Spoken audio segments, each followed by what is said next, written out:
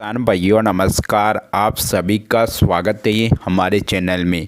आज के इस वीडियो में हम बात करेंगे, जैसा कि दोस्तों आप हमारे वीडियो में देख पा रहे हो, ये जो आप लहसुन देख पा रहे हो, ये फर्स्ट उट्टी लहसुन हमने लगाया था और यह लहसुन आज 30 दिन का हो चुका है। दोस्तों इस लहसुन में हमने 3 पानी लगा दिए हैं। अब इस लहसुन में खरपतवार भी उग रहे हैं, तो अब आपको खरपतवार का नियंत्रण करना बहुत ही ज़रूरी होता है। तो दोस्तों हम अपने इधर लहसुन में खरपतवार का नियंत्रण निराई गुड़ाई के माध्यम से करते हैं।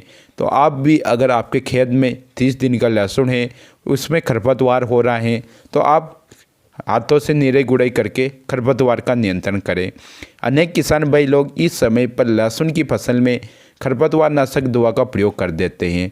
दोस्तों खरपतवार नाशक दवा के प्रयोग से खरपतवार तो ख़त्म हो जाता है, लेकिन लहसुन के पौधे की ग्रोथ रुक जाती है और लहसुन की फसल को एक बहुत ही बड़ा झटका लगता है, जिससे उबरने में लहसुन को करीबन 4 से 5 दिन लग जाते हैं और इसका सीधा प्रभाव कंद के बनने पर पड़ता है, जिससे कि कंद लास्ट में जाकर अच्छा नहीं बन पाता।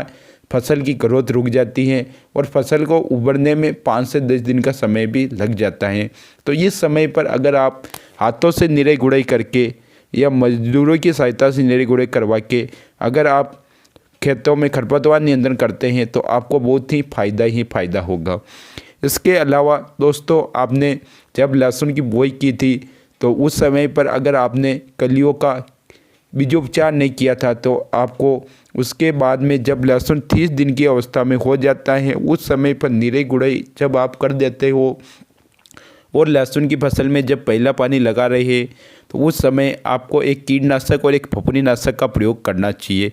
कीटनाशक जड़ों में होने वाले कीटों और फफूंदीनाशक जड़ों में होने वाली फंगस को कंट्रोल कर लेगा।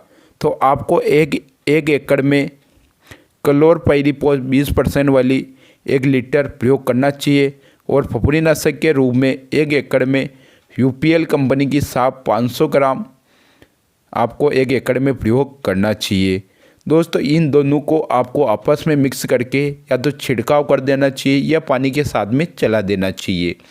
इसके अलावा दोस्तों अब बात करें लहसुन में पानी लगाते समय कौन सा खाद डालें।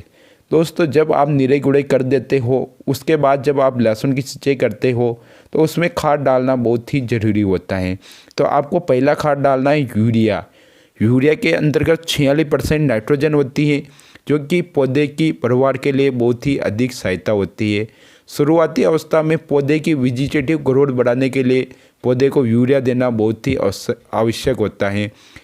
यूरिया के अंतर्गत मौजूद नाइट्रोजन पौधे में प्रकाश संश्लेषण की क्रिया को तेज करती है, पौधे में तने व जड़ें को मजबूती प्रदान करती हैं, पौधे को विकास और बढ़वार में सहायता करती हैं। इसलिए दोस्तों आपको समय रहते यूरिया का प्रयोग करना चाहिए। साथ ही नाइट्रोजन पौधे में जो पीलासपन की समस्या होती है उनको भी कंट्रोल कर लेता है और नाइट्रोजन पौधे में हरापन का काम भी करता है। इसलिए दोस्तों आपको 1 एकड़ में 40 से 45 किलो यूरिया का प्रयोग भी करना चाहिए। दोस्तों इसके साथ ही हमने दानेदार सल्फर का प्रयोग भी किया है, तो आपको दानेदार सल्फर का प्रयोग भी करना चाहिए। मार्केट से आपको 5 किलो प्रति बीघा यानी 10 किलो प्रति एकड़ के हिसाब से मार्केट से खरीदकर दानेदार सल्फर लाना है और यूरिया के साथ इसको आसानी से मिक्स करके दोनों को साथ में बढ़िया मिक्स करके आपको समान रूप से आपके खेत में छिड़क देना चाहिए। दोस्तों इस प्रकार अगर आप अपने खेत में छिड़क देते हैं, तो लहसुन का पौधा अच्छी तरह से ग्रोथ करेगा, लहसुन में कंद बड़ा बनेगा और लहसुन में रोग धोग खत्म हो जाएंगे।